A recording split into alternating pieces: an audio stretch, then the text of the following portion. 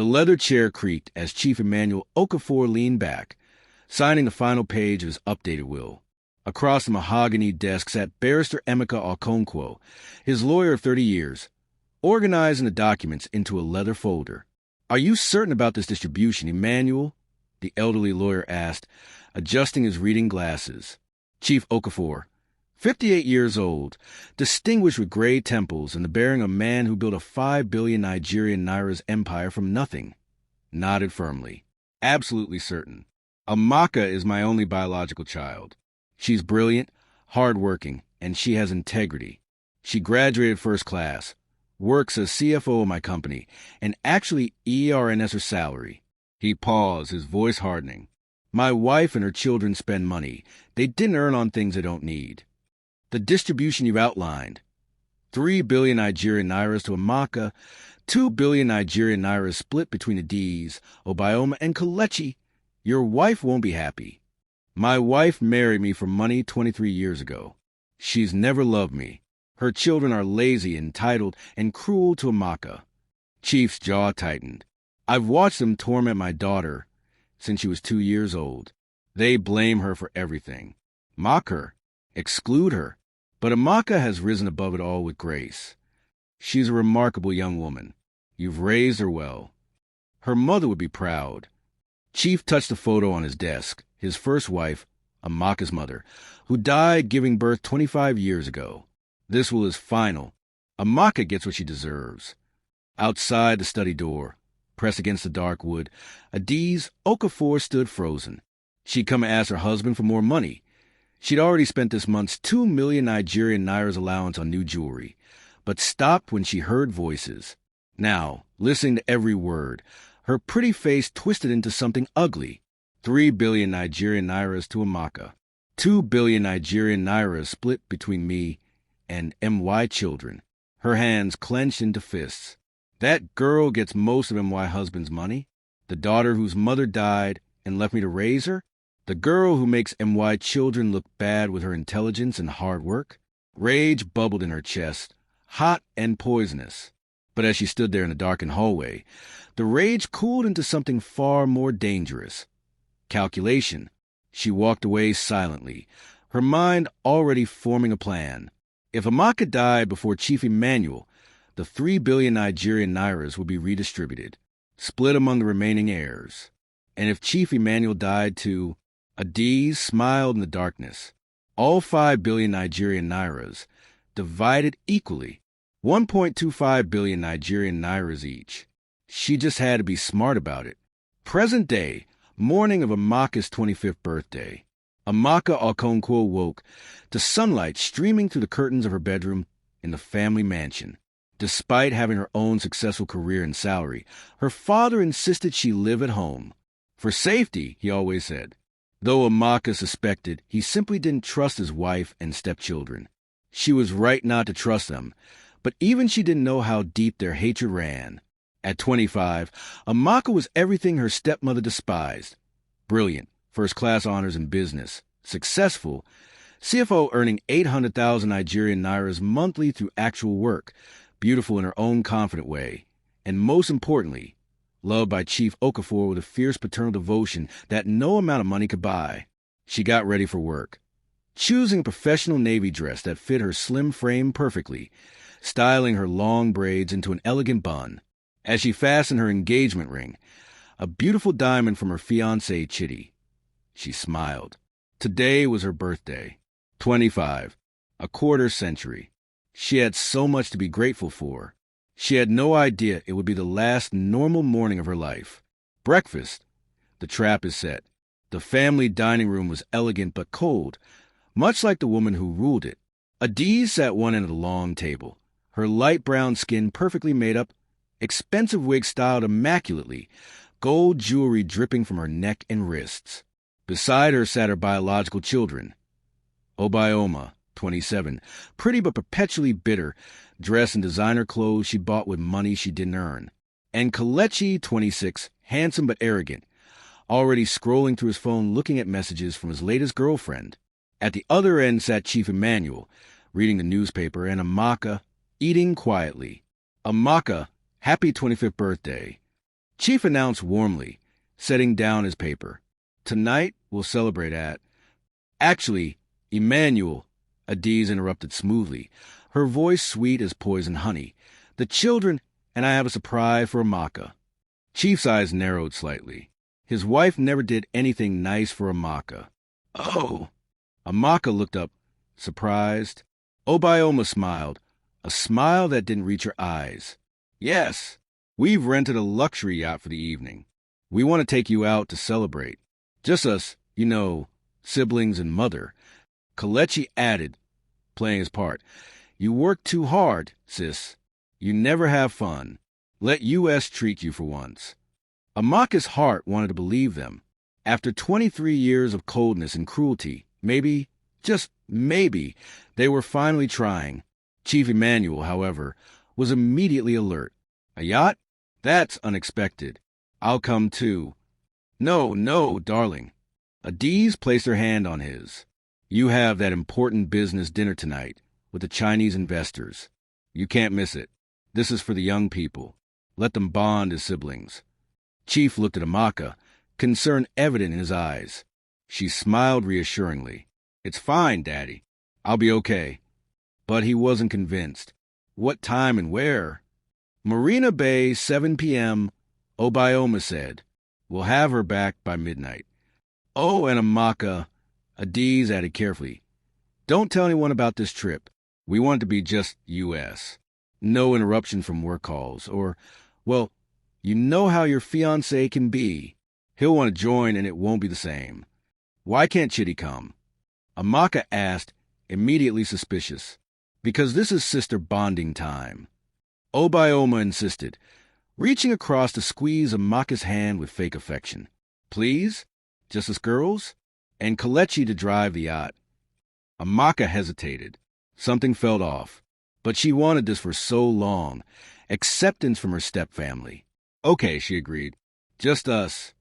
Under the table. She crossed her fingers. She was definitely telling Chitty. As breakfast ended and Amaka left for work, Chief pulled her aside in the hallway. Amaka, his voice was serious. I don't trust your stepmother. I never have. Daddy, they're trying to be nice. They're never nice without reason. He pressed something into her hand, a small waterproof emergency beacon. Take this. Keep it in your purse. If anything feels wrong, you press this button. The Coast Guard will find you within 30 minutes. Daddy, you're being paranoid. Promise me. His eyes were intense, almost desperate. Anything feels wrong, you press it. Amaka looked at her father's worried face and felt a surge of love. He'd protected her whole life, even when it meant going against his own wife. I promise, Daddy. They hugged, neither knowing it would be their last. As Amaka drove away to work, Chief Emmanuel stood at the window, watching her car disappear. He had a terrible feeling he couldn't shake. Behind him, Adiz smiled. Everything was going according to plan. 7 p.m., Marina Bay, Lagos. The yacht Sea Queen bobbed gently in the water, its white hull gleaming under the early evening sun. It was magnificent. A 5 million Nigerian nairas rental that Adiz had paid for without blinking. After all, she'd have 1.25 billion Nigerian nairas soon enough. Amaka arrived wearing a beautiful dress she'd bought for the occasion, wanted to look nice for her family celebration. She'd styled her braids in an elegant updo and wore minimal makeup that made her natural beauty shine. Before leaving work, she'd texted Chitty, "Stepfamily taking me on yacht for birthday. Marina Bay, 7 p.m. I know they said not to tell anyone, but I'm telling you just in case. Love you." His response was immediate. "I don't trust them. I'll keep my phone on. Call me every hour. I love you. Be safe." Now, seeing the massive yacht and her stepfamily's unusual friendliness, Amaka felt her father's emergency beacon heavy in her purse. I'm probably being paranoid, she thought. They're really trying. Amaka, you look beautiful. Adiz greeted her with air kisses, something she'd never done before. Obioma linked arms with her. Come on, wait until you see inside. The yacht was stunning. Luxury everywhere. Leather seats, a full bar, elegant dining area, and a captain with 2 crew members who nodded politely. They sailed out as the sun began to set, Lagos coastline growing smaller behind them. For the first hour, it almost felt real. They gave her champagne, brought out a birthday cake, sang badly. To her, laughed at jokes. Amaka found herself relaxing, thinking maybe this was genuine. They sailed farther and farther from shore. 2 hours in, land was no longer visible. Just endless dark ocean in every direction. The yacht's engine suddenly cut off. What's happening? Amaka asked. The captain's voice came over the intercom. Sorry, folks. Small engine trouble. Crew and I are going below deck to check it out. Shouldn't be more than 20 minutes. The captain and both crew members disappeared below deck. Adiz had paid them 500,000 Nigerian nairas each to make themselves scarce for exactly 30 minutes. Now it was just the 4 of them on the deck. Amaka, Adiz, Obioma, and Kelechi. The temperature seemed to drop. The truth revealed. Amaka stood at the railing, looking at the sunset, champagne glass in hand. This has been really nice. Thank you all for... Beautiful, isn't it? Adiz's voice came from behind her, cold and sharp. All pretense of warmth gone. The ocean. Thank you for this, Mama Adiz. I know we haven't always gotten along, but maybe this is a new beginning. A new beginning? Adiz laughed, a cruel, harsh sound. Let me be very clear, Amaka, I have hated you since the day your father brought you into my life. Amaka spun around, shocked. What? Obioma and Kelechi were approaching from both sides, forming a triangle around her, blocking any escape from the railing. Her heart began to pound. You heard me. Adiz stepped closer, her pretty face twisted with decades of suppressed rage. You're Daddy's favorite. You get everything. You make my children look bad with your intelligence and your hard work and your perfect life. I don't understand. 3 billion Nigerian nairas. Obioma shrieked. You're inheriting 3 billion Nigerian nairas, while we have to split 2 billion Nigerian nairas. That's not fair. Amaka's blood ran cold. How? How do you know about the will? I heard your precious father and his lawyer. Adiz's eyes glittered with malice. 6 months ago. Every word. You get most of his money. My money. Money I've earned putting up with you for 23 years. Amaka backed against the railing, the ocean dark and endless behind her. She reached for her purse, the emergency beacon. But Kelechi was faster. He grabbed her purse and hurled it overboard. No! Amaka watched it disappear into the waves. Looking for this? Kelechi held up her phone, which he'd pickpocketed during the cake ceremony. He threw it overboard, too. Amaka screamed, What are you doing? What we should have done years ago. Adiz said calmly, I'm calling Daddy. Amaka tried to run past him. Kelechi grabbed her arms from behind, his grip iron-strong. Let me go. Please. I'm your sister. You were never my sister, Obioma hissed, stepping close. You were always the favorite, the perfect one, the one Daddy loved more. Amaka struggled violently. This is insane. You can't. Can't what? Adiz smiled. Can't kill you? Watch us. They dragged her toward the railing. Amaka fighting with everything she had, screaming, kicking, but Kelechi was too strong and Obioma grabbed her legs. Help. Somebody help me. There's no one out here but us. Adiz said, the crew is paid to be deaf, and in about 2 minutes you'll be dead. Why? I never did anything to you. You existed. Obioma screamed. That was enough. They lifted her up onto the railing. Amaka's hands gripped the metal, knuckles white. Please, she begged, tears streaming. Please don't do this. I'll give you the inheritance. All of it. Just please. Too late for that. Adiz leaned close, her breath hot against Amaka's ear. Give your mother my regards in hell. Together, Kelechi and Obioma pushed. Amaka fell backward, screaming, arms windmilling uselessly. She hit the water hard. The impact knocked the air from her lungs. Cold ocean water closed over her head. She surfaced, gasping, choking. Help! Please! Above her on the yacht, 3 faces looked down. Adiz, Obioma, Kalechi, not helping, just watching. Please. Amaka screamed, swimming toward the yacht. Don't leave me. The engine roared to life, the repair complete right on schedule. Enjoy drowning, Obioma called down sweetly. The yacht turned and sped away, engine noise fading into the distance. Amaka treaded water, watching the lights disappear. Soon there was nothing, just darkness. Endless ocean in every direction. No land, no boats, no lights, nothing. The water was getting colder. Her legs were cramping. Her dress was pulling her down. She remembered the emergency beacon, but it was at the bottom of the ocean with her purse. "Chitty," she whispered into the darkness. "I'm sorry I didn't listen." Her limbs were going numb. Hypothermia setting in. She tried to stay afloat, but her dress was so heavy in the water, so cold, and she was so tired.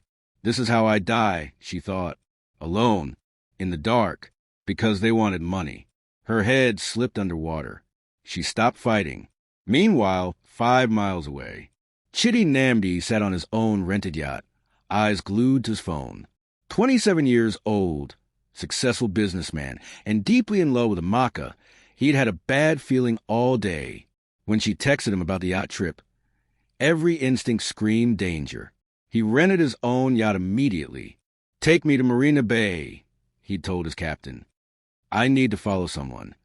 He'd been tracking Amaka's phone location using their shared Find My Phone app, something she'd set up months ago so they could find each other easily. For 2 hours, he'd followed at a distance, her phone's signal moving steadily out to sea. Then suddenly, 30 minutes ago, her phone's signal stopped moving. Then it disappeared completely. "That's not right," Chitty muttered. "Sir," his captain asked. Her phone just went offline. Either the battery died or... He didn't want to think about the or. Should we head back? No. Take me to her last known location. Now. Maximum speed. The yacht surged forward across the dark water. 15 minutes later, they reached the coordinates where Amaka's signal had vanished. "Sir, there's nothing here." "Wait." Chitty grabbed binoculars. "There, in the water, is that?" Floating on the surface, a champagne glass, a piece of birthday cake, a woman's purse. "There." Chitty pointed. "Someone's in the water." The captain swung the spotlight. There, barely visible, mostly submerged, blue lips unconscious, was Amaka. "Get her out. Now." The crew threw life preservers, jumped in with ropes, pulled her limp body from the water. Chitty caught her as they lifted her aboard. She was cold as ice, lips blue, not breathing. "Amaka! Amaka!" He laid her on the deck, started CPR. "Stay with me. Breathe. Compressions. Mouth to mouth. Compressions. Come on, come on, come on." She coughed, vomited seawater, gasped. Her eyes fluttered open, unfocused. "They pushed me." "I know, baby. I know. You're safe now. I've got you." She tried to speak, but passed out in his arms.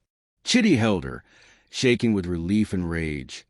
"Captain, take us to St. Nicholas Hospital, private wing, and tell an O1 she's alive. Do you understand?" "No one." "Yes, sir." As the yacht sped toward Lagos, Chitty held his unconscious fiancée and made a decision. They thought they'd murdered her. He was going to use that. He was going to destroy them. Meanwhile, Okafor Mansion, 10 p.m. Chief Emmanuel paced the living room. Phone pressed his ear. "The number you have dialed is unavailable." He'd been calling Amaka for 2 hours. No answer. "Emmanuel, you're worrying too much," Adiz said from the sofa, barely looking up from her magazine. "She's probably having fun and didn't hear her phone. She always answers my calls. Maybe the signal is bad at sea? Relax, darling." But Chief couldn't relax. Something was wrong. He felt it in his bones. "I'm calling the Coast Guard." "Don't be ridiculous." "She's fine." The front door opened. Adiz, Obioma, and Kalechi walked in, laughing. "There you are." Chief rushed to them. Where's Amaka? Their faces fell into perfect expressions of concern. What do you mean? Obioma asked. She said she was taking an Uber home hours ago. She's not here. What? You left her? Daddy. She said she wanted to leave early. Kelechi lied smoothly. She wasn't feeling well. Seasick, maybe. She called an Uber to the marina. We thought she came straight home. Chief's face went pale. She's not answering her phone. Oh, no. Adiz breathed, one hand to her mouth. You don't think... Emmanuel, what if she fell in the water? What if she drowned?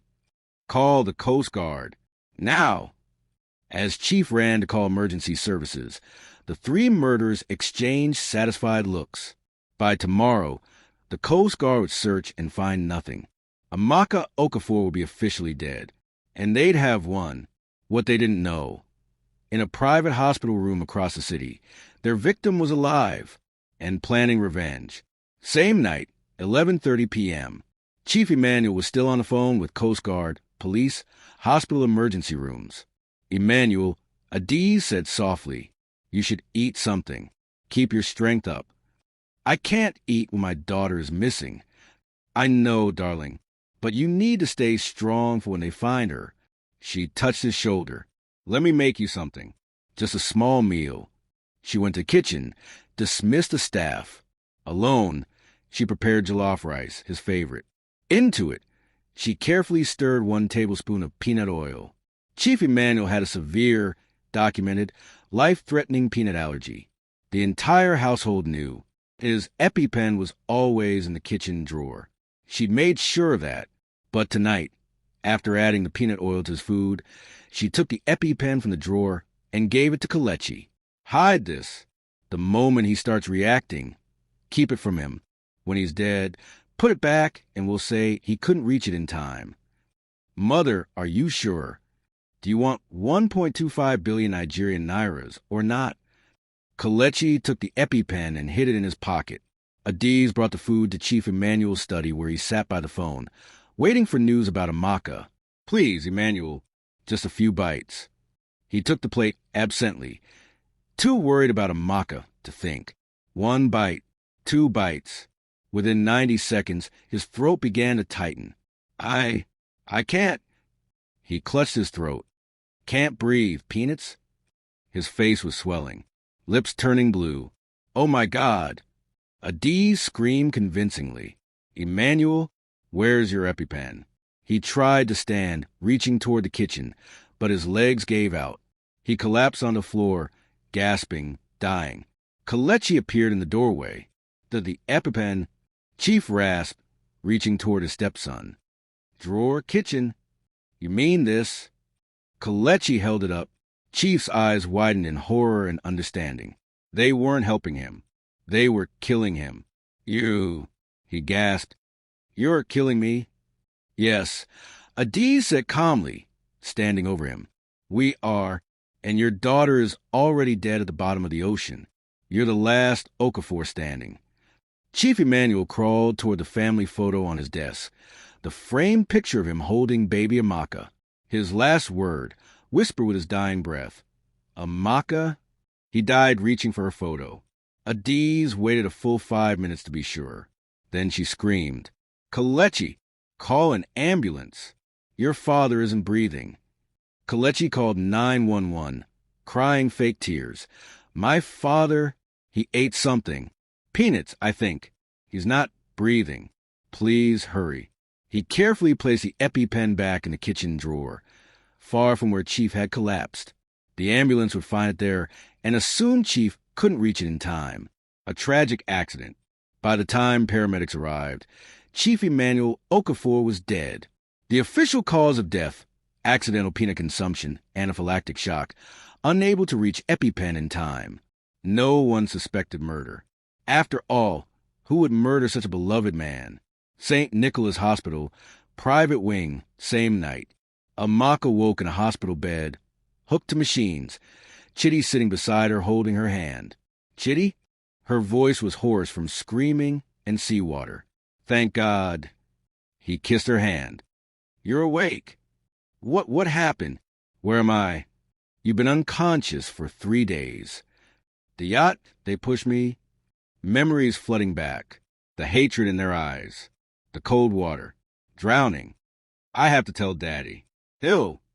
Chitty's face crumpled. Tears filled his eyes. Amaka's heart stopped. What? What's wrong? Amaka, your father, he's dead. The words didn't make sense. She laughed, a broken sound. No, that's not, you're confused. My father is. They killed him. Chitty's voice broke. The same night they pushed you overboard, they went back to the mansion and murdered your father. No. Amaka screamed. No. She tried to get up, ripping out 4 lines. Chitty held her gently but firmly. I'm sorry. I'm so sorry. How? Peanut allergy. They gave him food with peanut oil. Withheld his EpiPen. He died within 20 minutes. Amaka sobbed, her whole body shaking. They killed him? They killed my daddy. Chitty held her while she screamed and cried. She lost everything in one night. Her family, her father, her life as she knew it. When she finally had no tears left, she lay there empty and hollow. They told the police you drowned. Chitty said quietly, your body was never recovered. The whole city thinks you're dead. The funeral? Tomorrow. Your father's will be buried beside an empty coffin with your name on it. Amaka stared at the ceiling, broken. Then slowly, something changed in her eyes. The grief was still there, but underneath it, something harder formed. They killed us both, she whispered. And they're going to get away with it? Not if we're smart. Chitty took her hand. Amaka, listen to me. Dead women can't testify. But living women can investigate, gather evidence, build a case. What are you saying? They think you're dead. That's an advantage. Let them think they won. Let them make mistakes. Then we strike. Amaka's mind, brilliant even in grief, understood immediately. We destroy them legally. No revenge killing. We do this right. We send them to prison for the rest of their lives. Amaka looked at her engagement ring, still on her finger, then at Chitty's determined face. Tell me how. And in that hospital room, over the next hour, they planned revenge. Cold, calculated, legal, perfect. They murdered him. Called ambulance. Fake tears. Tragic accident. Now Amaka is in hospital. She just woke up. Where's my father? Chitty crying. Had to tell her the truth. She doesn't know her father is dead. They tried to kill her and succeeded in killing him. But they don't know she's alive. Chitty has a plan. They think you're dead. Let's use that. Gather evidence. Then destroy them. The revenge is about to begin. Smash that like button. Subscribe to Africantales by Zion because next chapter shows the funeral, the will reading, and Chitty's dangerous infiltration plan. Turn on notifications. 1 week after the murders. The Cathedral Church of Christ in Lagos had never seen such a turnout. Over 500 mourners packed the pews, dressed in black, whispering about the tragedy that had claimed 2 Okafors in one night. Chief Emmanuel Okafor, beloved businessman, philanthropist, father, and his daughter Amaka, brilliant, kind, beautiful, both gone. At the front of the church sat 2 caskets. One held Chief Emmanuel's body, dressed in his finest ibada, looking peaceful despite the horrific way he died. The other was empty. Amaka's casket, ceremonial, for a body that was never recovered from the ocean. In the front pew sat the grieving family. Adiz wore an expensive black designer dress and veil, dabbing at dry eyes with a handkerchief. Her performance was Oscar-worthy. The devastated widow who'd lost her husband of 23 years. Beside her, Obioma sobbed into a tissue. Real tears, but not for the dead. She was crying because she'd have to wear black for months and couldn't party properly during mourning. Kelechi sat stone-faced, playing the strong son. Inside, he was already calculating how to spend his inheritance. The priest spoke. Chief Emmanuel was a pillar of our community, a self-made man who built an empire and remained humble. His love for his daughter Amaka was legendary. Behind the church, Parked far down the street, sat a black Mercedes with tinted windows. Inside, Amaka watched through binoculars. Chitty driving. She wore large sunglasses and a headscarf, completely disguised, but she'd insisted on being here. "I need to see it," she'd said. "I need to see them pretend to mourn." Now, watching her stepmother's theatrical tears, watching them lower two coffins, one with her father, one with her name but empty, Amaka's hands shook with rage. "They're crying," she whispered, voice breaking. "Look at them, playing the victims." Chitty squeezed her hand. "Your time will come. I want them to suffer like Daddy suffered, like I suffered in that water, drowning, alone, terrified. They will. I promise you they will." As the coffins were lowered into the ground side by side, Amaka pressed her hand against the car window. "I'm sorry, Daddy," she whispered. "I'm sorry I wasn't there to save you. But I swear on your grave they will pay." They drove away before anyone could see her. The dead girl, watching her own funeral. 2 weeks after the funeral, Barrister Emeka Okonkwo's office. The lawyer's office was elegant. Dark wood, leather chairs, walls lined with law books. Barrister Emeka sat behind his massive desk, looking older than his 62 years. Chief Emmanuel had been his friend for 30 years. His death in Amaka's had hit him hard. Now he had to read the will to the people who'd killed them. Adiz, Obioma, and Kelechi sat across from him, dressed in black mourning clothes, but unable to hide their anticipation. "Thank you for coming," Barrister Emeka said formally. "I know this is a difficult time. We just want to handle Emmanuel's affairs properly." Adiz said, "Fake sadness perfectly performed. Honor his wishes." "You murdered him for money," Barrister Emeka thought, but said nothing. He had no proof, just suspicion. He opened the will and began reading. "I, Chief Emmanuel Okafor, being of sound mind and body, do hereby declare this my last will and testament." He read through formalities, then reached the distribution. "To my beloved daughter Amaka Okonkwo, who I trust will use this wisely and continue my legacy, I leave 3 billion Nigerian nairas in liquid assets. My shares in Okafor Industries, 51% controlling stake. My properties in Ikoyi, Lekki, and Abuja, and—" Adiz interrupted, fake tears starting. "But she's dead." "Yes." Barrister Emeka's voice was cold. "Per Nigerian inheritance law, when the primary beneficiary predeceases a testator, or in this case, dies simultaneously, their inheritance is distributed to the remaining beneficiaries unless otherwise specified." "Which means," Kelechi asked, try not to sound too eager, "which means the 3 billion Nigerian nairas shares in properties originally designated for Amaka will be divided among the 3 of you equally, in addition to your original allocations." He continued reading. "To my wife Adiz, my stepson Kelechi, and my stepdaughter Obioma, I leave 2 billion Nigerian nairas to be divided equally among 3 of you." "So," Obioma did the math quickly.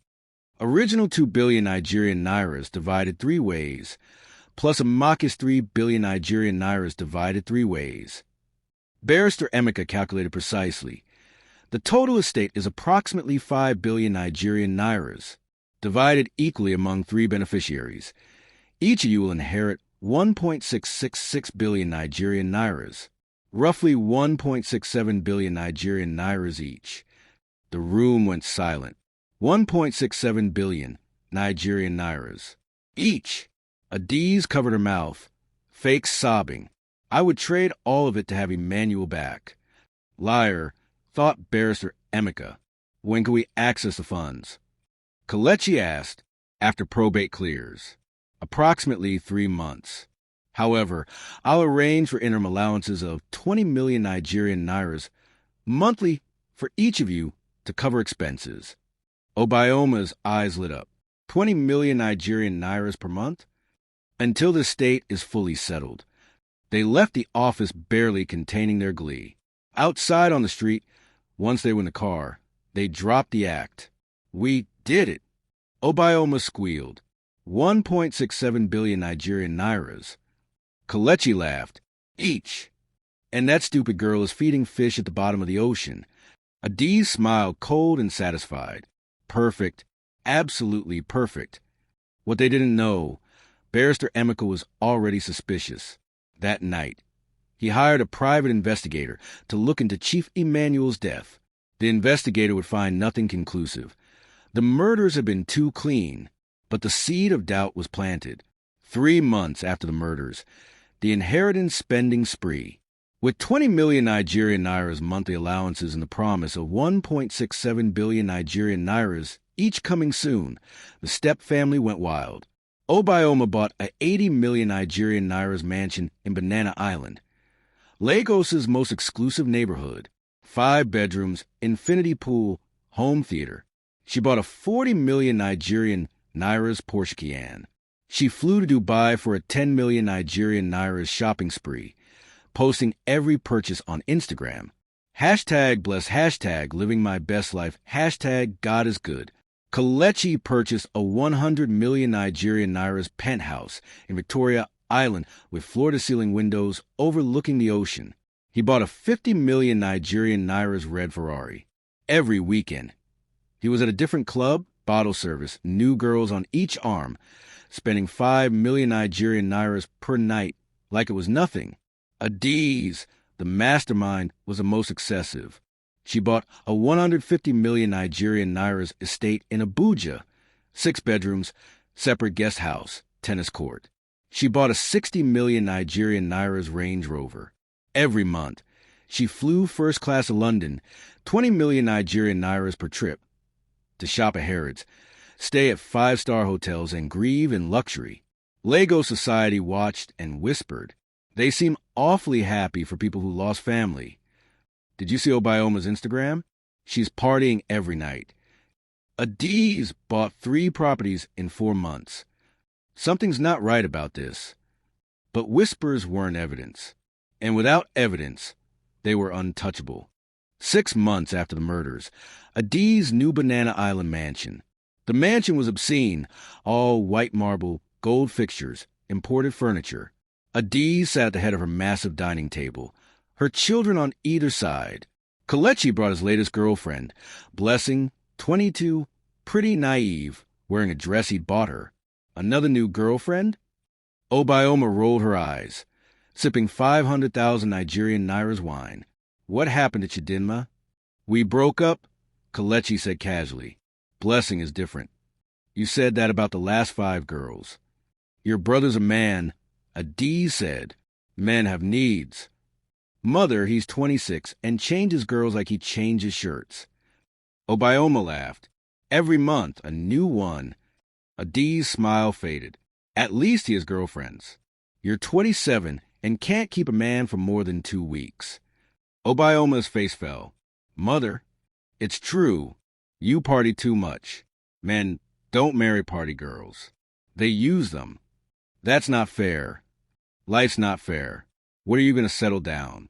Get married? Give me grandchildren? I'm living my life. You're getting a reputation. Adiz slammed her hand on the table. Every club in Lagos knows your name. You think quality men want that.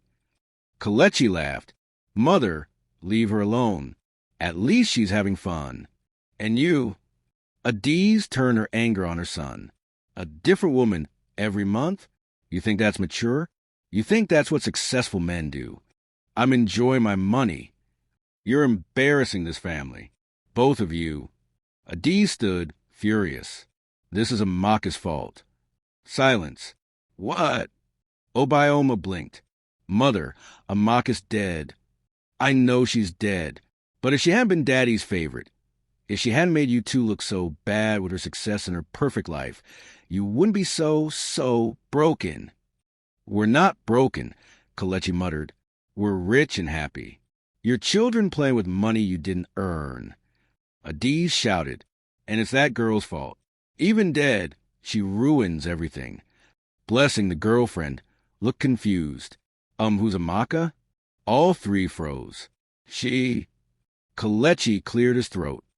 She was our stepsister. She drowned. We don't talk about it. Oh my God, I'm so sorry. It's fine, Adiz snapped. Kelechi, maybe don't bring random girls to family dinners. You're right, Mother. Sorry. But the damage was done. Blessing had seen their reaction, the tension, the mention of a dead girl who made them angry even now. She wouldn't understand the significance until much, much later. Meanwhile, Abuja safe house. 3 hours away in Abuja, in a modest apartment under a false name, Amaka sat surrounded by evidence. 6 months of recovery. 6 months of planning. She looked different now. Shorter hair, cut to shoulder length. She'd lost weight from the trauma. Her face was harder, colder. She'd aged years and months. The walls of her apartment were covered with photos, documents, timelines. Photos of Adiz, Obioma, Kelechi, printed from their public Instagram accounts. Bank statements showing their excessive spending, obtained by private investigators. Timeline of both deaths. Yacht rental records, captain's name, crew names. Her father's autopsy report, obtained through Barrister Emeka. Map of the ocean where they'd pushed her. She'd spent 15 million Nigerian nairas of Chidi's money hiring the best private investigators in Nigeria. They'd given her everything. Everything except proof of intent. She could prove they'd pushed her. The yacht captain would testify of given immunity. She could prove her father died of peanut poisoning. The autopsy showed it. But without a confession, without them admitting the murders were premeditated, it was all circumstantial. A good lawyer could argue Amaka falling overboard was a tragic accident during an argument. A good lawyer could argue Chief Emmanuel accidentally ate peanuts and couldn't reach his EpiPen in time. Without confession, they might walk free. Amaka couldn't let that happen. The apartment door opened. Chidi walked in with groceries. They'd been secretly married 3 months ago, a quiet courthouse ceremony with just 2 witnesses. He'd supported her through everything. Financially, emotionally, he was her rock. Any progress? He asked, unpacking food. I have everything except the confession. Amaka stared at the wall. I need them to admit it, on record. How do we get that? We need someone on the inside, someone they trust. They looked at each other, both thinking the same thing. They think I'm a grieving ex-fiancé, Chidi said slowly. Single, vulnerable, rich. Adiz would see opportunity. Your stepsister has been single for months. Her mother's pressuring her to settle down. You'd have to... Amaka couldn't finish the sentence. Pretend to date Obioma. Get close to the family. Record everything. The thought made Amaka physically ill. Her fiancé, now husband, pretending to love the woman who'd murdered her father and tried to murder her. I can't ask you to do that. You're not asking. I'm offering. Chidi knelt beside her chair. They killed your father. They tried to kill you. I will do whatever it takes to put them in prison. You'd have to touch her. Smile at her. Act like you care. I'll be thinking of you the whole time. He took her hands. This is an act. A performance. To get justice. What if she falls for you? Then we use that too. Amaka looked at her husband. This man who'd saved her life, married her in secret, and was now offering to sacrifice his dignity for her revenge. How long would this take? However long it takes to get the confession. Months, maybe. I'll have to watch you with her. I'll wear a camera. You can monitor everything. The second they confess, we go to the police.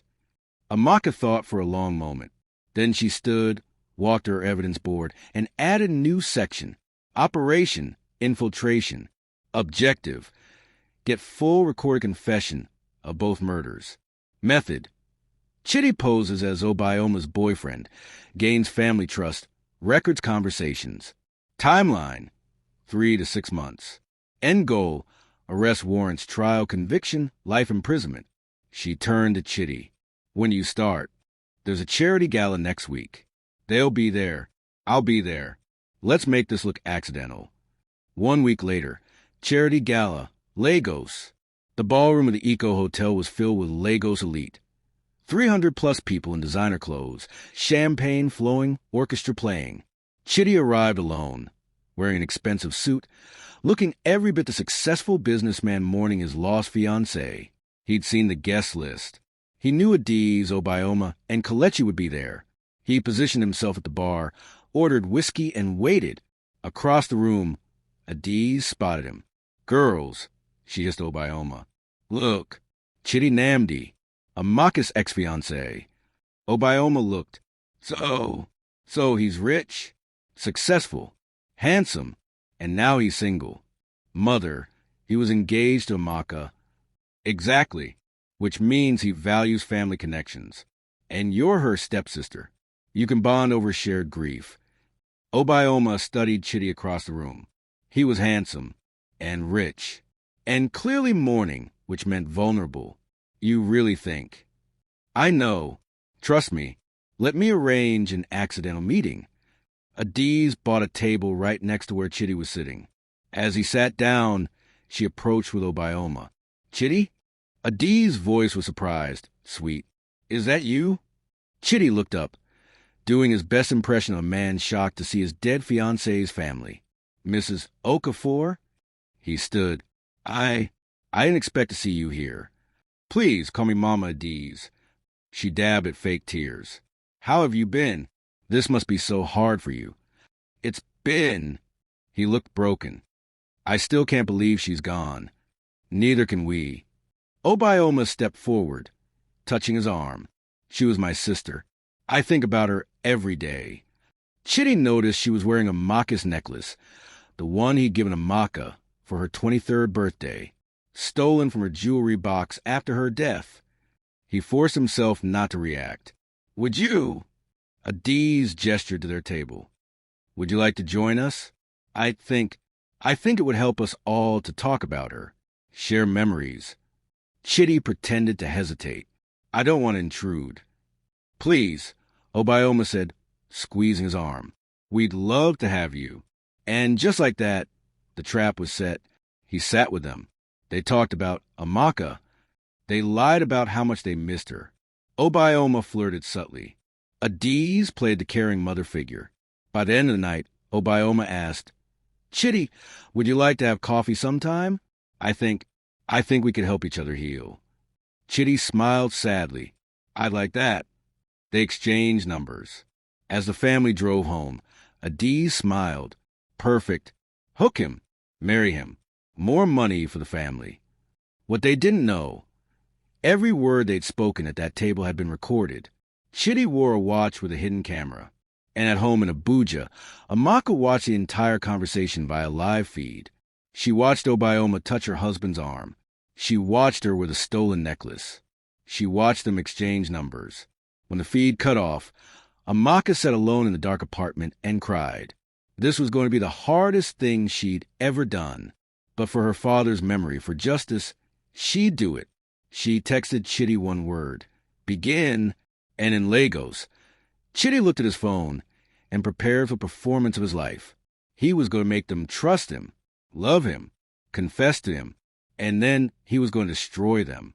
Hidden camera in his watch. By end of night. Coffee sometime? I'd like that. Numbers exchanged. Adiz smiled. Hook him. Marry him. More money. In Abuja. Amaka watched the whole thing on laptop. Live feed. Watched Obioma touch her husband. Wear her jewelry. She cried alone. This was torture. But for justice. For Daddy. She texted Chitty. Begin. The infiltration has started. Smash that like button. Subscribe to Africantales by Zion because next chapter shows a fake dating and the confession they're waiting for. Turn on notifications. 1 week after the gala, Victoria Island Coffee Shop. Chitty arrived 15 minutes early, positioned himself at a window table, and tested his recording watch one more time. The red light blinked. Active. In Abuja. 3 hours away, Amaka sat at her laptop watching the live video feed from his watch camera. Her husband was about to have coffee with the woman who'd pushed her into the ocean. Obioma arrived 10 minutes late. Calculated lateness to seem desirable, not desperate. She wore a tight designer dress that was too revealing for a coffee date. Heavy makeup, and most painfully, Amaka's stolen diamond bracelet. Chitty stood when she approached, playing the gentleman. Obioma, you look beautiful. Liar, he thought. Thank you. She kissed both his cheeks, something she'd never done when Amaka was alive. I'm so glad you called. They sat. She ordered an expensive latte, He ordered black coffee. I was nervous you'd think this was inappropriate, Obioma said, touching his hand across the table. In Abuja, Amaka watched her husband let the murderer touch him. She dug her nails into her palms. Not at all. Chitty lied smoothly. Amaka will want us both to be happy. She wouldn't want me alone forever. Amaka is alive and watching this, he thought, and she's going to send you to prison. I feel the same way. Obioma leaned forward, showing cleavage. We both lost her. We understand each other's pain. Tell me about your relationship with her, Chitty said, steering toward useful territory. You grew up together, right? Obioma's face flickered, something dark passing through her eyes, before the mask returned. Yes, since she was 2. It was complicated. How so? Well, Obioma sipped her latte. Amaka was Daddy's biological daughter. Kelechi and I were from Mother's previous relationship, so there was always this divide. That must have been hard. It was... Amaka got everything. Daddy's attention, his love, his money. We were just there. You got food, shelter, education, and 1.67 billion Nigerian Naira's inheritance. Chitty thought. Poor you. But you cared about her? He prompted. Of course. She was my sister. Then why did you throw her overboard to drown? They talked for 90 minutes. Obioma drank 3 lattes and revealed more than she intended. Mother's been stressed managing Daddy's estate. So much money. Your brother Kelechi seems to be handling grief actively. I saw him at a club last week with a different woman. Obioma laughed. Kelechi changes girlfriends like shirts. Every month, someone new. Mother blames it on Amaka somehow. How does Amaka factor into Kelechi's behavior? Mother says if Daddy hadn't favored Amaka so much, Kelechi wouldn't act out. I think that's crazy, but Mother's convinced everything wrong with us is because of Amaka. Even dead, they blame her. Chitty thought, disgusted. By the end, Obioma was touching his arm constantly, laughing at everything he said, clearly smitten. Would you like to have dinner? She asked. This weekend? At our home? Mother would love to see you again. Perfect, Chitty thought. Inside the house. Access to private conversations. I'd be honored. She beamed. As they left, she hugged him goodbye, pressing her body against his inappropriately long. He drove away, pulled over 3 blocks later, and threw up in a parking lot. Then he drove straight to Abuja. That evening, Abuja safe house. Amaka was sitting in the dark when Chitty arrived. He found her on the couch, knees pulled to chest, staring at nothing. Amaka, she wore my bracelet. Her voice was hollow. The diamond one you gave me for our first anniversary. I know. She touched you. A lot. I know. And you let her. Chitty sat beside her, took her cold hands. I hated every second. When she hugged me goodbye, I threw up 3 blocks away. Amaka finally looked at him, eyes red. This is harder than I thought it would be. I know, but we got good information. She admitted her mother blames you for everything. They're spending the inheritance rapidly. She's falling for the act. She asked you to dinner at the house? Saturday. I'll be inside. I can plant recording devices, photograph documents, build a case. I know this is necessary. I know it's fake. But watching you smile at her, touch her hand. Every time I touch her, I'm thinking of you. Every smile is thinking about the moment we arrest her. Every conversation is one step closer to justice for your father. Amaka leaned against him. How long do we have to do this? Until they confess. Could be weeks. Could be months. I don't know if I can watch you pretend to love her for months. Then don't watch. Trust me, I'll record everything, but you don't have to torture yourself watching in real time. No. Amaka's voice hardened. I need to see it. I need to feel the pain. It'll fuel the rage I need to destroy them. Saturday evening, at Dee's Banana Island mansion. The mansion was obscene, all white and gold, imported marble, crystal chandeliers. Money stolen from a murdered man, spent on vanity. Chitty arrived with expensive wine and flowers, playing the perfect gentleman caller. Adiz greeted him at the door, practically glowing. Chitty, welcome, welcome. Come in. The recording watch was active. Hidden audio recorder in his cufflink. He'd already texted Amaka, going in. Dinner was served by hired help. Caterers brought in to impress. The family sat around a massive table. Adiz, Obioma, Kelechi with his newest girlfriend, Blessing, 22 naive, and Chitty. The house itself was evidence. Everywhere Chitty looked, Amaka's stolen possessions displayed like trophies. Her jewelry in a bowl on the sideboard. Her awards from university thrown in a corner. Family photos with her face cut out. It took everything in him not to react. So, Chitty, Adiz said, pouring expensive wine. What do you do again? I own an import-export business. Tech equipment, mainly. Oh! Her eyes lit up, the look of a predator spotting prey. So you're quite successful? I do well enough. How well? Kelechi asked bluntly. Kelechi! Obioma hissed. What? I'm curious. Chitty decided honesty would make him seem trustworthy. My company's worth about 2 billion Nigerian nairas. I personally net around 500 million Nigerian nairas annually. Adiz's smile widened. More money to potentially access. He could see her thinking. That's wonderful. A real businessman. Emmanuel would have approved. Emmanuel would have you arrested. Chitty thought. The conversation flowed. Chitty played the role perfectly. Grieving but healing, interested in Obioma, respectful to the family. After a few glasses of wine, tongues loosened. You know, Adiz said, slightly tipsy, Amaka's death was tragic, but in some ways it was a blessing. Chitty carefully kept his expression neutral. How do you mean? Well, she worked so hard. Too hard. Never enjoyed life. Never had fun. Maybe the ocean was peaceful. Quick.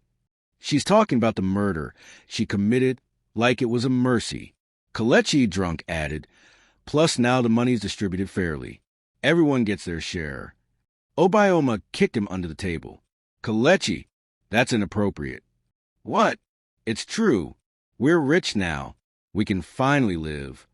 Adiz shot her son a warning look, but she was too drunk to be subtle. What my son means is we can honor Emmanuel and Amaka's memory by using their legacy wisely. Of course, Chitty said, recording every word. Later, after dinner, Obioma gave him a tour of the mansion. Alone in the hallway, she pressed close. I really like you, Chitty. I like you, too, he lied. She tried to kiss him. He turned his head so her lips caught his cheek. Let's take this slow. Out of respect for Amaka's memory. You're so respectful, she sighed. That's why I'm falling for you. Don't, he thought. It'll only hurt more when the truth comes out. 2 months of infiltration. Over the next 8 weeks, Chitty became a regular fixture in their lives. Weekly dinners, dates with Obioma, nights at clubs with Kelechi, shopping trips with Adiz. They gave him a key to the mansion. You're practically family now. He planted recording devices legally. His lawyer confirmed that in Nigeria, you can record conversations you're a part of with one-party consent. He photographed documents they left lying around, bank statements showing excessive spending, forged signatures on company documents, evidence of embezzlement from Chief Emmanuel's company. Every week, he drove to Abuja with new evidence for Amaka. She'd stopped watching the live feeds. It hurt too much. Instead, she reviewed recordings after the fact, fast-forwarding to the romantic moments, focusing on incriminating evidence. The private investigators she'd hired found more. The yacht captain, Captain Emeka Obi, willing to testify for immunity. He confessed they paid him 2 million Nigerian nairas to create the engine trouble and leave them alone on deck. Hospital records showing Chief Emmanuel's peanut allergy was well documented. Pharmacy records showing the family regularly filled EpiPen prescriptions. They knew about his allergy. They had everything except the confession. Every conversation got close, but never crossed a line. Amaka's death was so sudden. The ocean took her. If only we'd known she'd fall overboard. Always just vague enough to maintain deniability. Chitty needed them drunk. comfortable, guard completely down. That's when he proposed. 3 months in the fake proposal. Chitty took Obioma to an expensive restaurant, Lagos's finest. She wore Maka's stolen diamond earrings. Obioma, Chitty said, hating every word. These past 3 months have been special. For me, too. She grabbed his hands. I think Amaka would want me to be happy, with someone who understands loss. He pulled out a ring. Cheap. He bought it for 200,000 Nigerian nairas, but Obioma didn't know the difference. Will you marry me? She screamed. Yes. Oh my God, yes. Half the restaurant turned to look. She called her mother immediately, crying happy tears. Mother, he proposed. I'm getting married. Bring him home now. Adi's voice was shrill with excitement. That night, the celebration that changed everything. They arrived at the mansion to find Adi's had already opened the most expensive champagne in the house. To my daughter, she toasted, who's marrying a billionaire. I'm worth 2 billion Nigerian nairas, not 5 Nigerian nairas, Chitty thought. But I guess in her eyes, any rich man will do. They drank, and drank, and drank. Kelechi arrived with his latest girlfriend. More champagne. Within 2 hours, all 3 step-family members were drunk. Falling down, slurring words, no-filter drunk. The girlfriend, Blessing, had excused herself to the bathroom. It was just the 4 of them. Chitty, Adiz, Obioma, and Kelechi, guard completely down. Thinking Chitty was family now. Thinking he'd never betray them. Kelechi raised a sloppy toast. To my sister, who's marrying the man our dead stepsister was supposed to marry. Amaka's rolling in her watery grave. He laughed. Cruel. Vicious. Obioma giggled drunkenly. Kelechi, stop. Why? It's true. Everything that was hers is now OURS. Her money. Her house. Her fiancé. Chitty, playing drunk but actually sober, carefully prodded. You make it sound like you're glad she's dead. Silence. Then Adiz, too drunk to maintain the lie, laughed. Of course we are. That girl was a parasite. 23 years sucking Emmanuel's attention. Always daddy's favorite. Always making him why children look bad with her perfect grades and her perfect career. But she drowned, Chitty said carefully. Tragic accident. Accident. Kelechi burst out laughing. That's hilarious. Brother, shut up. Obioma tried. He's family now. He should know. Chitty's heart pounded. This was it. The moment they'd been waiting for. No, what? He asked innocently. Kelechi, too drunk to care. We planned it. The yacht. The ocean. The push. It wasn't an accident. We murdered her. Obioma started crying, drunk, emotional, guilt finally surfacing. We didn't have a choice. She was getting 3 billion Nigerian nairas. We were splitting 2 billion Nigerian nairas. That's not fair. She was always daddy's favorite. Kelechi continued, drunk and unfiltered. So we got rid of her, pushed her overboard, watched her drown. Adiz, also too drunk to stop herself, laughed coldly. And then we took care of that stupid old man, too. Gave him his precious peanuts. Chitty's blood ran cold. You killed Chief Emmanuel, too? Of course we did. Adiz slurred. You think his death was accident? We gave him food with peanut oil. Kelechi hid his EpiPen. We watched him die on the floor. It was perfect. His last word was, Amaka. Kelechi laughed cruelly. He died thinking she was already dead. Beautiful. Obioma, crying harder now. And now we have everything. The 5 billion Nigerian nairas. The houses. The cars. And I have you. She lunged to kiss Chitty. He stood up abruptly. I need to use the restroom. Don't be long, fiancé. Obioma called after him. Chitty locked himself in the bathroom, stared at his reflection, and touched his recording watch. Still active. Still recording. Full confession. All 3 admitted to both murders on video and audio. He had them. He pulled out his phone, texted Amaka, got it. Full confession. All 3, both murders. Recorded. Her response was immediate. Coming to Lagos. Meet at Barrister Emeka's office tomorrow 9 a.m. Then, I love you. Thank you. Chitty splashed water on his face and returned to the table. Sorry, he said, fake smile. Champagne went to my head. Adiz, sobering up slightly, looked at him with sudden suspicion. Chitty, what we just said, you understand it stays in the family, right? Every instinct screamed to arrest him right now, but he needed to play it cool. Of course, he lied. I would never tell anyone. You're my family now. Adiz relaxed. Good, because if you ever told anyone, I won't. I promise. Good boy. She patted his hand. Welcome to the family. An hour later, Chitty left, drove to his apartment, and called Amaka. I got it, he said. Every word. They confessed to pushing you overboard. They confessed to murdering your father. They laughed about it. On the other end, Amaka cried. Relief, rage, grief, all mixed together. Tomorrow we go to the police, she said. Tomorrow we end this. That night, Kelechi woke up with a pounding headache and foggy memories. He stumbled to the kitchen for water, and fragments came back. We planned it. We murdered her. Did I say that out loud? To Chitty? His blood ran cold. He ran to his mother's room, pounding on the door. Mother, wake up. Tomorrow they go to police. Tomorrow they yendi this. But Kelechi woke up hungover. Foggy memory. Did I tell Chitty we murdered? His face went white. Smash that like button.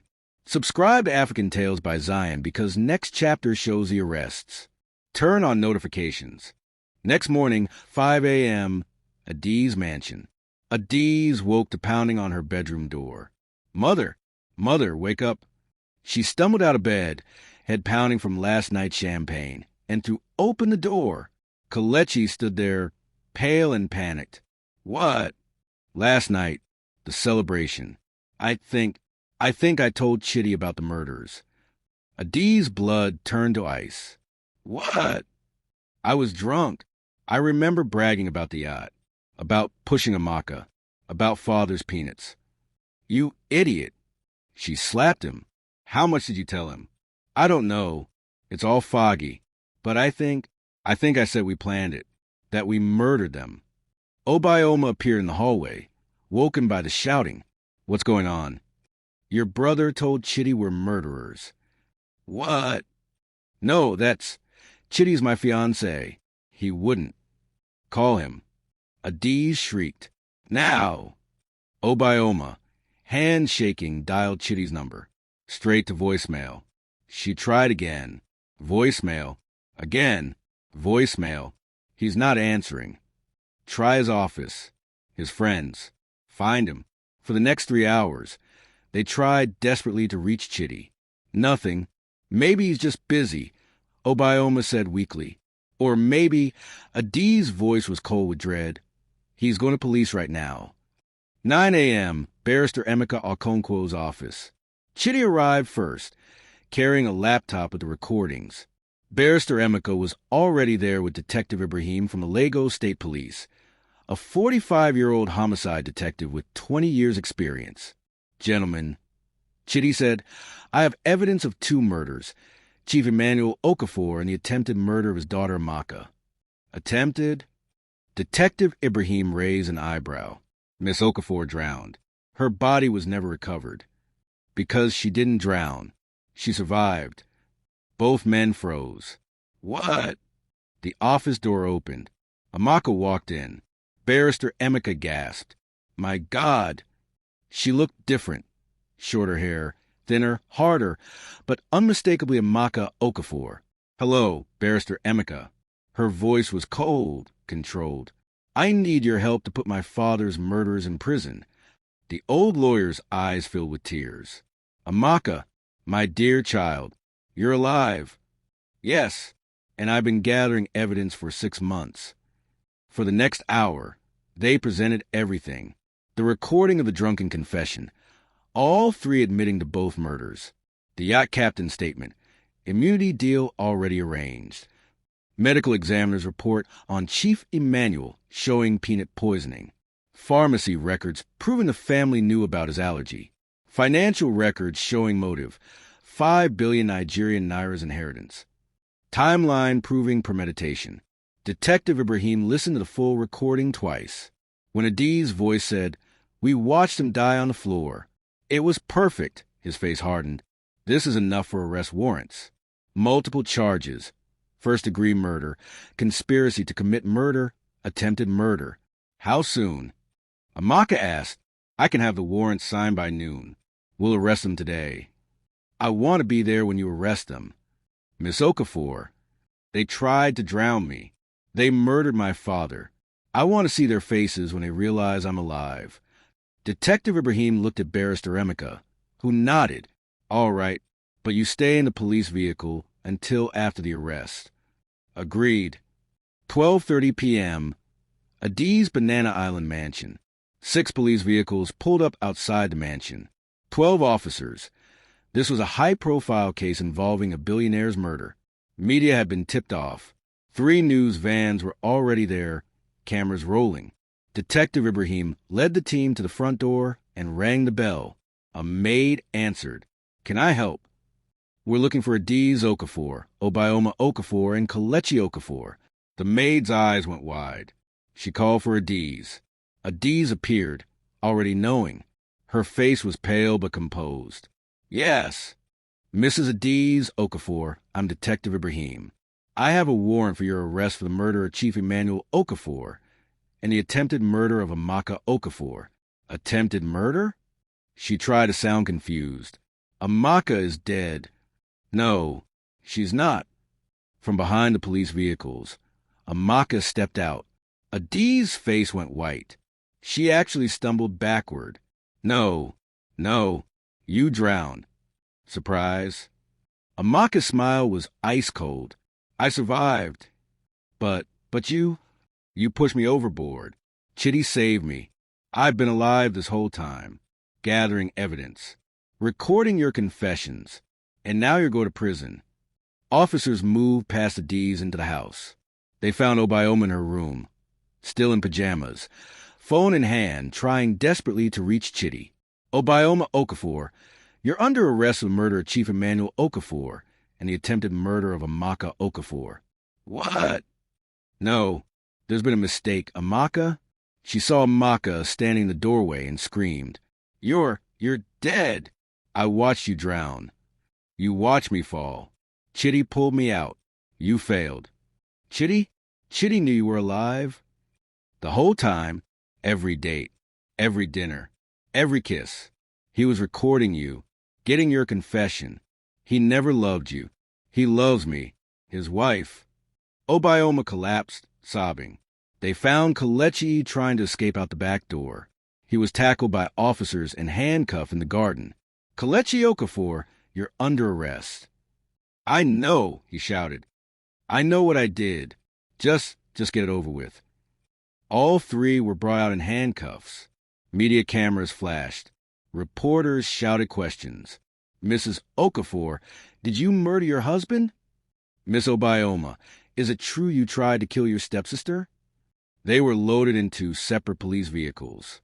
As Obioma was put in the back seat, she looked out the window and saw Chitty standing beside Amaka, his arm around her protectively. The man she thought loved her. The man she thought she'd marry. He'd been working with the sister she tried to murder all along. The betrayal hit harder than the arrest. Lagos State Police Headquarters. Interrogation.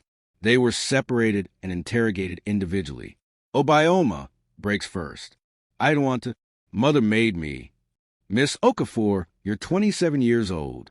No one made you." "She did. She planned everything.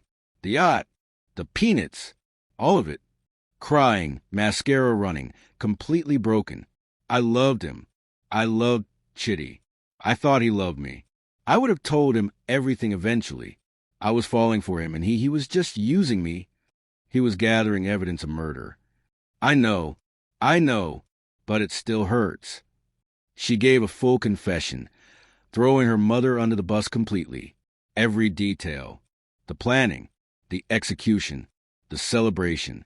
Kelechi, trying to minimize his role. I want a lawyer. That's your right. But your sister already confessed. Blamed everything on your mother. Obioma's lying. She was just as guilty. She celebrated when we got the money. Now he's throwing his sister under the bus. And mother killed father alone. We just watched. You admitted on recording that you HI'd the EpiPen.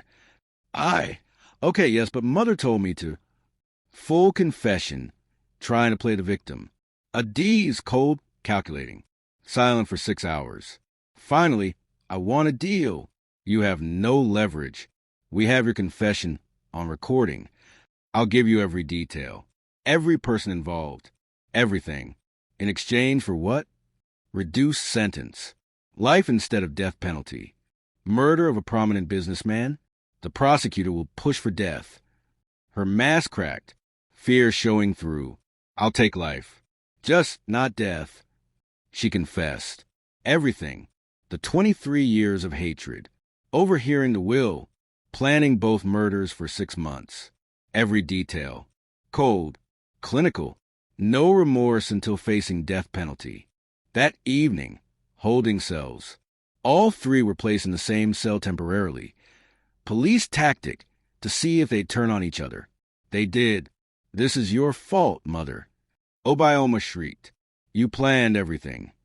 I did it for you, so you could have money. I didn't ask you to murder anyone. You enjoyed spending the inheritance. You didn't ask questions. Kelechi, both of you are insane. I just did what I was told. Obioma, you physically pushed Amaka. Your hands.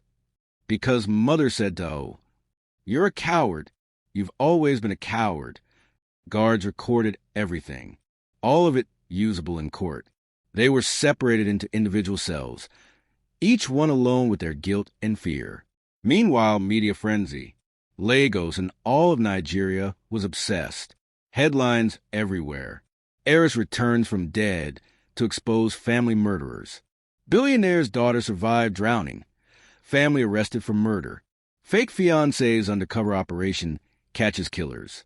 5 billion Nigerian Naira's inheritance murders. Full confession caught on camera. Social media exploded. Hashtag Justice for Amaka, trending #1 in Nigeria. Hashtag Amaka returns. Hashtag Chief Okafor murder. Hashtag Okafor family murders. Public opinion was 100% against the Step family. Comments flooded in. They seemed too happy after the deaths. I always knew something was wrong. That poor girl spent 23 years with people who hated her. The fiancé is a hero for going undercover. Bail hearing. 3 days later. Packed courtroom. Media everywhere. Defense lawyers. Our clients are not flight risks. Prosecutor. They murdered a prominent businessman for 5 billion Nigerian Nairas. They have means, motive, and have already demonstrated willingness to kill. They're extreme flight risks. Judge, bail is denied. Defendants will remain in custody until trial. All 3 led away in handcuffs. Obioma looking back at the gallery, searching for Chitty.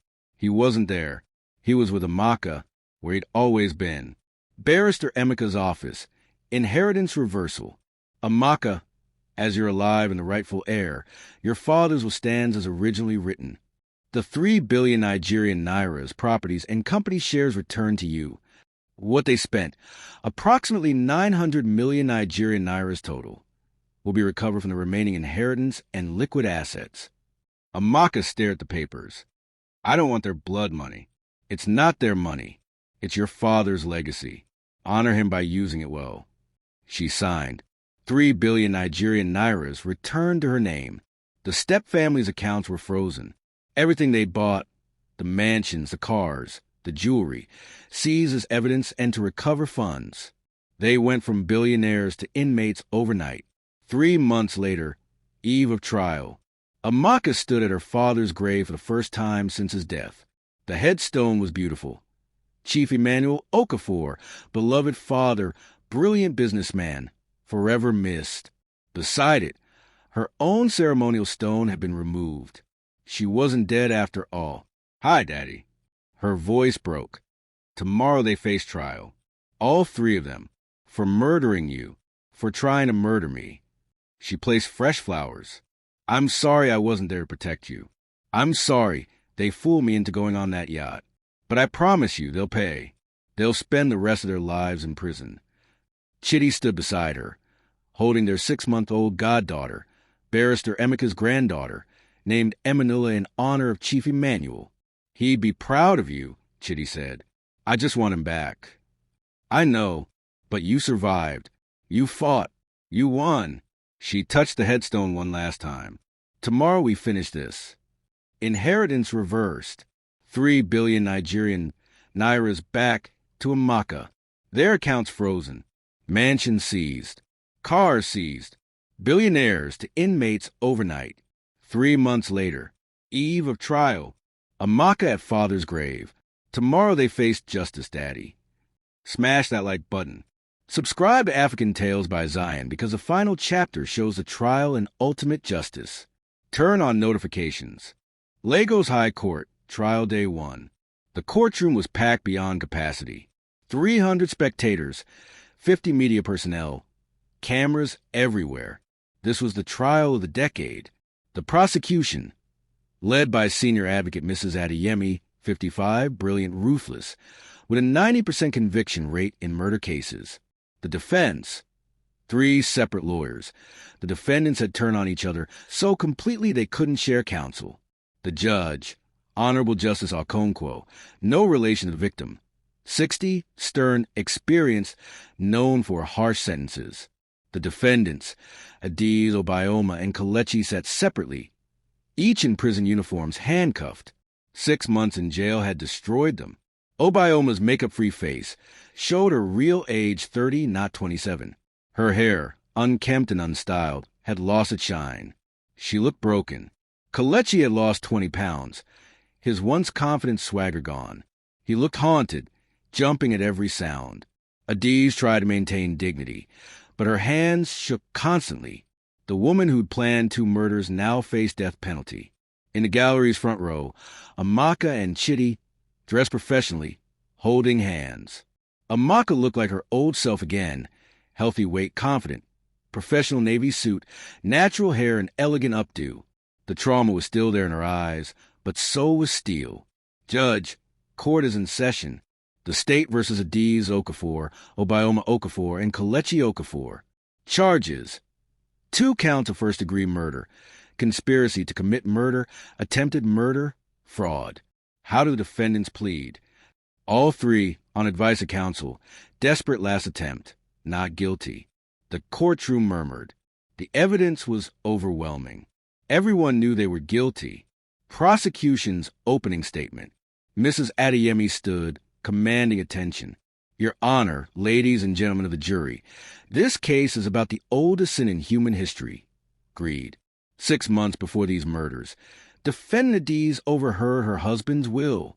His biological daughter Amaka would inherit 3 billion Nigerian nairas. The defendants would split 2 billion Nigerian nairas. This wasn't acceptable to them, so they planned, carefully, methodically, cold-bloodedly. On Amaka Okafor's 25th birthday, they lured her onto a yacht under false pretense. They sailed to the middle of the ocean, and they threw her overboard to drown.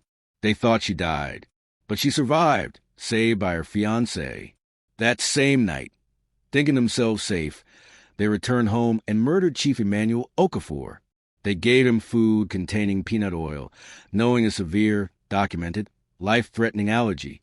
When he collapsed, unable to breathe, dying, they withheld his EpiPen. They watched him die. His last word was, Amaka. He died believing his daughter was already dead, but Amaka survived, and she brought them to justice.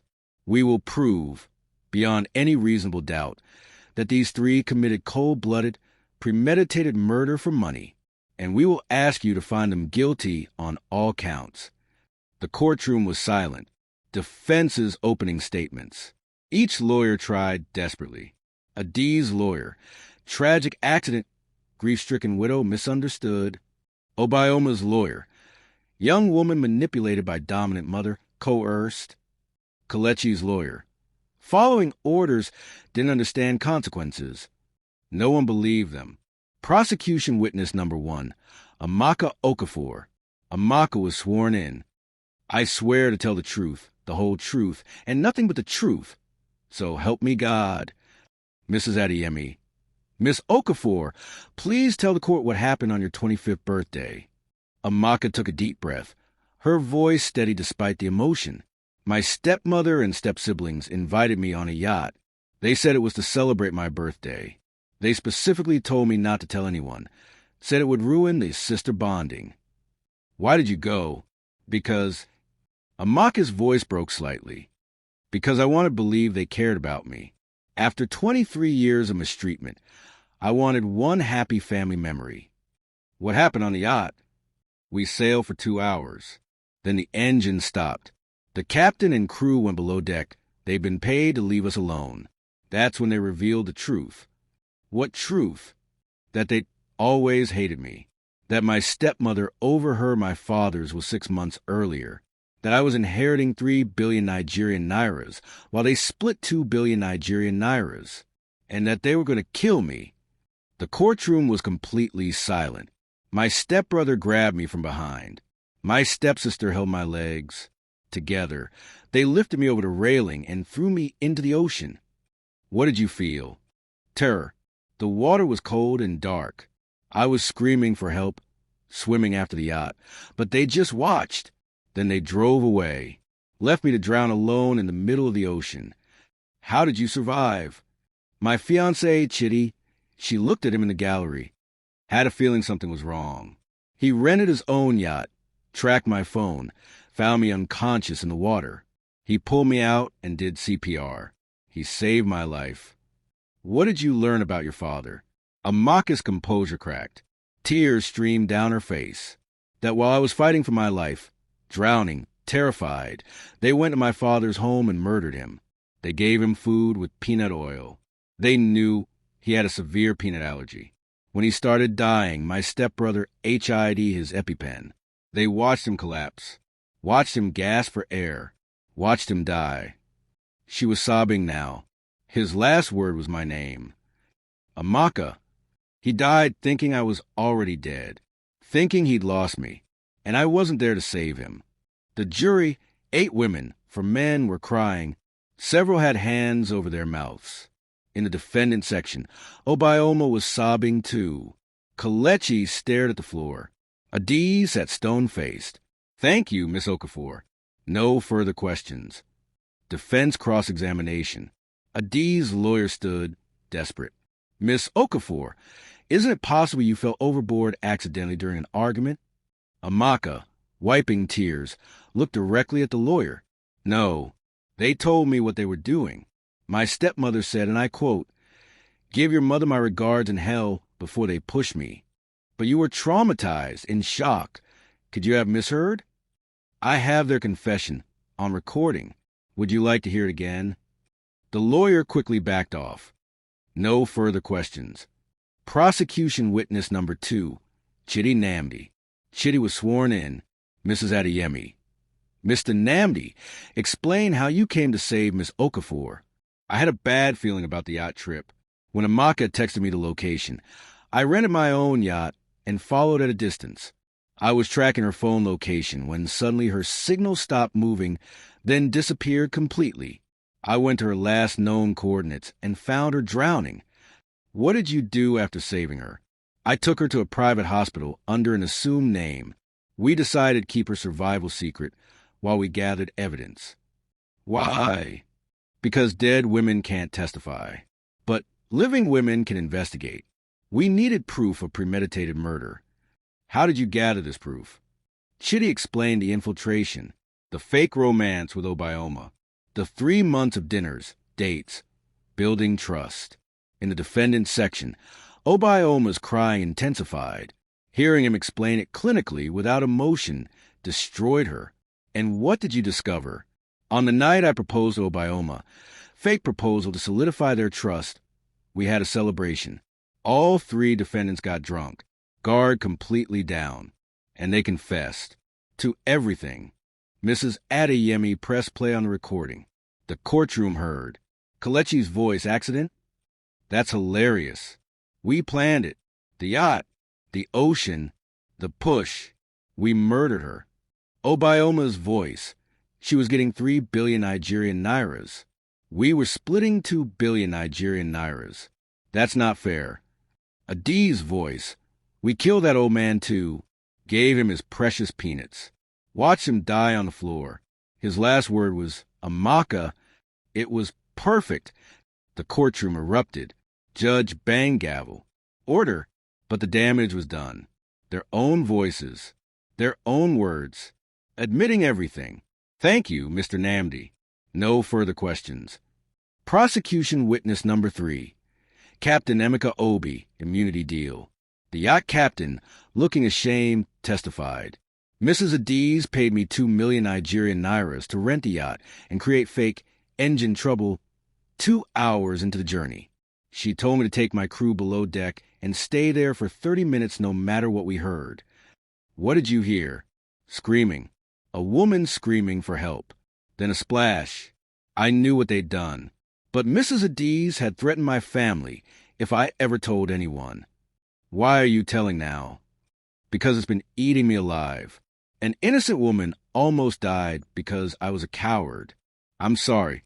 I should have been braver. Prosecution witness number 4. Dr. Chukwu, medical examiner.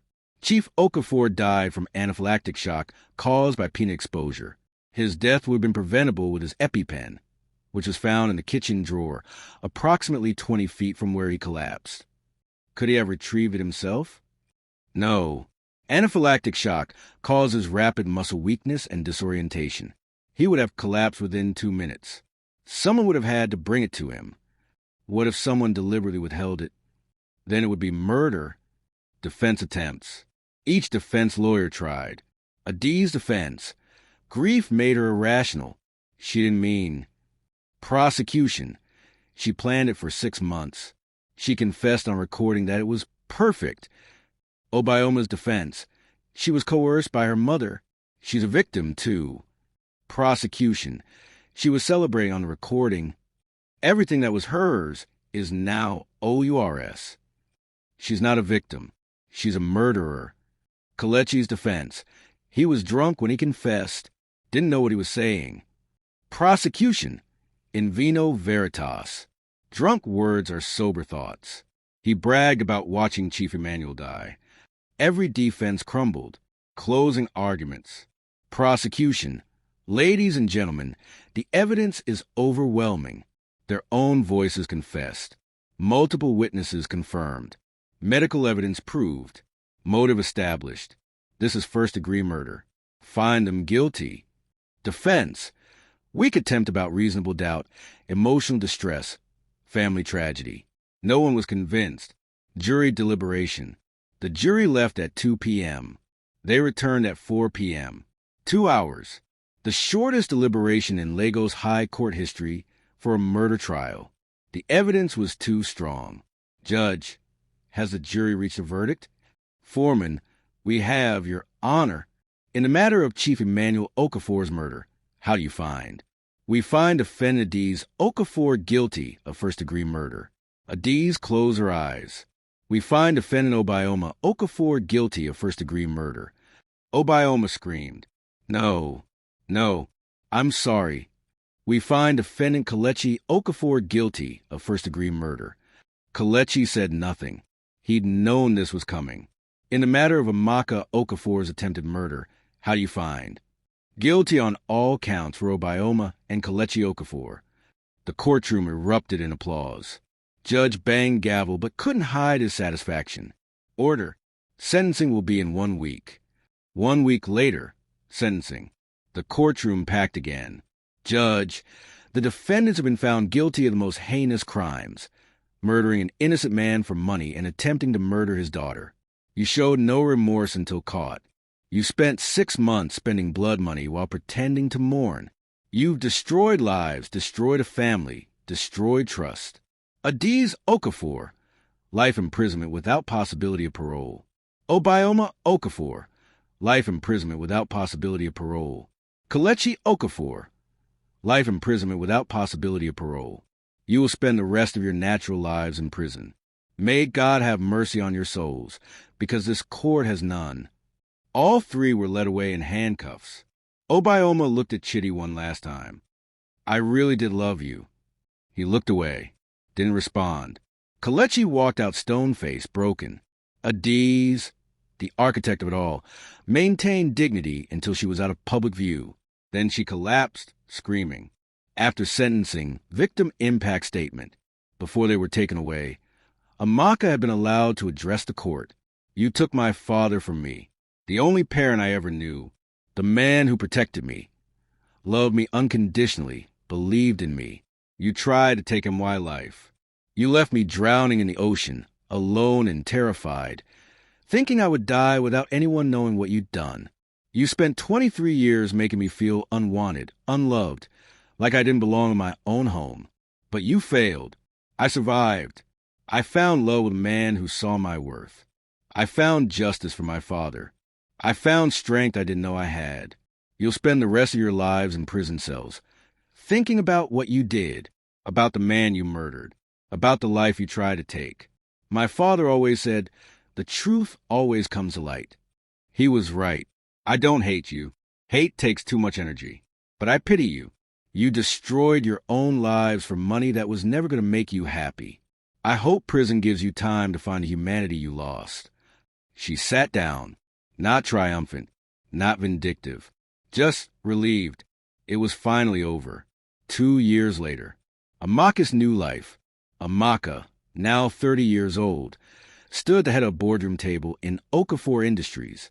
She was CEO, taking over her father's company after the trial ended. Under her leadership, the company had thrived. From 5 billion Nigerian nairas when her father died to 12 billion Nigerian nairas now. She'd proven herself brilliant, innovative, ethical, everything her father had known she could be. She wore a professional suit, her natural hair in an elegant updo, wedding ring glinting as she gestured during her presentation. Q3 profits exceeded projections by 18%, she told the board. Our expansion into renewable energy is ahead of schedule. After the meeting, she drove to the Chief Emmanuel Okafor Foundation headquarters, a scholarship program she created for orphans. 500 million Nigerian nairas endowment, providing full university scholarships to 100 students annually. Her father's legacy continued.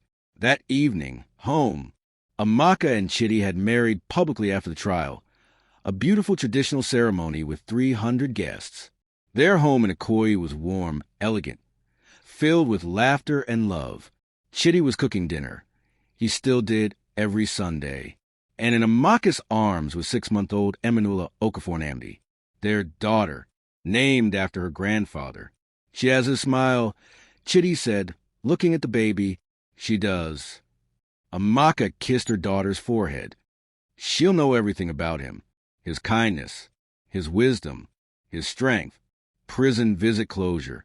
One afternoon, Amaka did something unexpected. She visited Kirikiri Maximum Security Prison. She sat across from Adiz in the visiting room, separated by reinforced glass and phone. Adiz had aged terribly. 2 years in maximum security had broken her. Gray hair, deep wrinkles, hollow eyes. Long silence. Finally, why did you come? To tell you I forgive you. Adiz's eyes widened. What? I forgive you. Not for you. For me. So I can move on completely and not carry hatred in my heart. I don't deserve forgiveness. No, you don't. But my father taught me that carrying hatred only poisons a person holding it. I'm letting it go. Tears, real tears for the first time, ran down Adiz's face. Your father was a good man. I never deserve him. I never deserved the life he gave me. And I destroyed it all for money that's gone now anyway.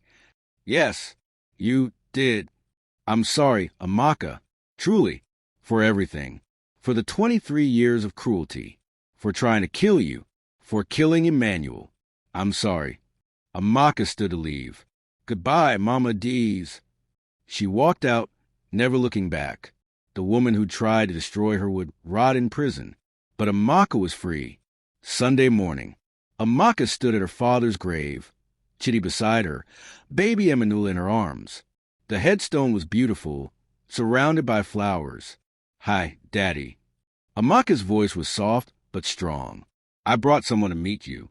This is Emanula, your granddaughter, named after you." The baby cooed. "She has your smile, your eyes. She'll know everything about you. I promise. The company is doing well. 12 billion Nigerian nairas now. You'd be proud. The foundation has helped 200 students so far. Kids who lost parents, like I lost you. They're getting the chances you would have wanted them to have. Justice was served. All 3 of them. Life imprisonment. They'll never hurt anyone again. I'm happy, Daddy. Finally, truly happy. I have Chitty. I have Emanula. I have the company. I have purpose. I miss you every single day. But I'm living the life you wanted for me. Success, love, family, peace. Thank you for protecting me for 25 years. Thank you for loving me unconditionally. Thank you for being the best father a daughter could ask for.